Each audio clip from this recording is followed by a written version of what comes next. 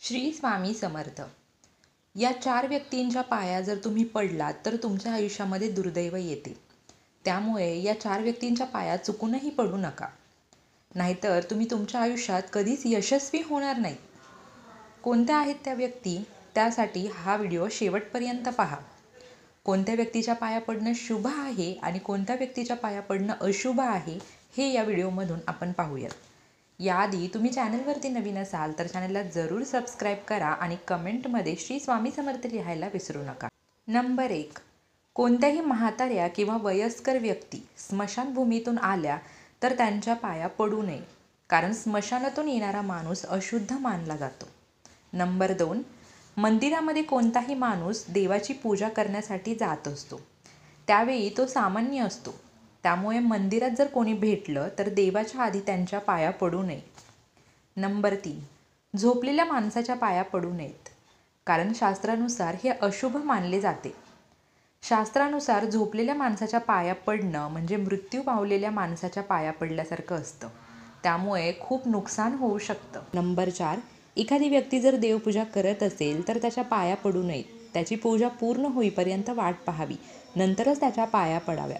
पूजा करताना मध्येच त्याच्या पाया पडू नये, त्यामुळे त्याच्या पूजेमध्ये विघ्न येतं आणि ते पूर्णपणे चुकीचं आहे. नंबर 5. साधू संन्यासी यांच्या आपण पाया पडावे, पण त्यांना कधीच आपल्या पाया पडू देऊ नये, कारण ते फक्त त्यांच्या गुरूंच्या पाया पडतात. नंबर 6. जावयाने सासऱ्यांच्या पाया पडू नये.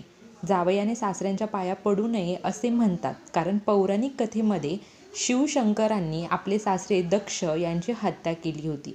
नंबर 7. भाच्याने मामाच्या पाया पडू नये. भाच्याने मामाच्या पाया पडू नये हे कृष्ण कथेवरून सांगितले जाते, कारण कृष्णाने कंस मामाचा वध केला होता. नंबर 8. जेवताना पाया पडू नये. एखादी व्यक्ती जेवत असेल तर जेवताना पाया पडू नये. नंबर 9. प्रवासाला निघणाऱ्या व्यक्तीच्या पाया पडू नये. तसेच तुमच्याबरोबर प्रवासाला निघालेली व्यक्ती वयाने मोठी असली तरी तुमच्याबरोबर निघणार असेल तर त्यांना नमस्कार करू नका. नंबर 10. शत्रूला कधीच नमस्कार करू नका. आपल्या शत्रूला कधीच नमस्कार करू नये, कारण त्यांच्या मनामध्ये कायम द्वेष असतो. आपले चांगले होऊ नये अशी भावना त्यांच्यामध्ये असते, त्यामुळे त्यांच्या पाया पडल्याने आपल्यामध्ये नकारात्मक ऊर्जा येते. तसेच तो मनोमन आशीर्वादाऐवजी शाप देतो, म्हणून शत्रूला कधीच नमस्कार करू नये. कोणाच्या पाया पडल्यामुळे भाग्य वाढतं. नंबर 1. मोठी बहीण आणि आत्याच्या पाया पडल्यामुळे बुध ग्रह मजबूत होतो.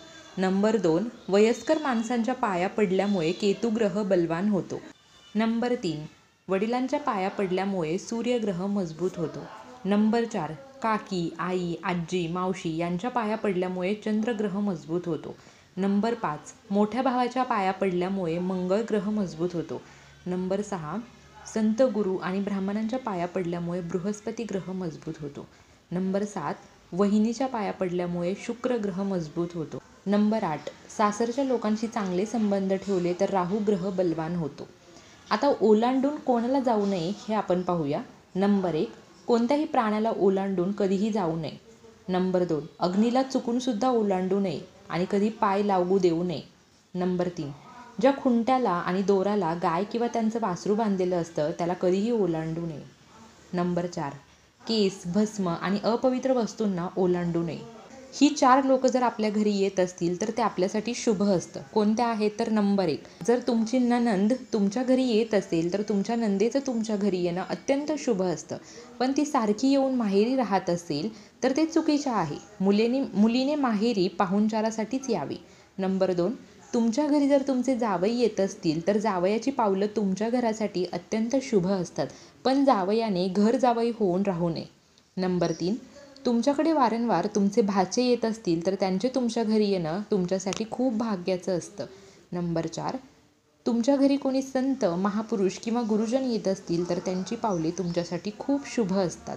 कुमारी मुलींना कधीच पाया पडायला लावू नये. हिंदू धर्मामध्ये मुलींना देवीचे रूप मानले जाते.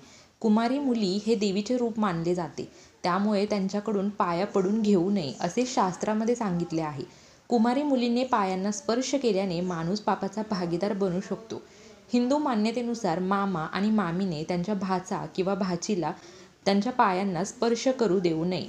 तर अशा प्रकारे आपण पाहिलं की कुठल्या गोष्टी केल्याने दुर्दैव येतं, कोणत्या व्यक्तींच्या पाया पडणं शुभ आहे, कोणत्या व्यक्तींच्या पाया पडणं अशुभ आहे, कोणाला ओलांडून जाऊ नये आणि कोणत्या व्यक्ती आपल्या घरी आलेल्या शुभ असतात की ज्यामुळे आपलं भाग्य वाढेल. तर तुम्हीसुद्धा या गोष्टी नक्की पाळा.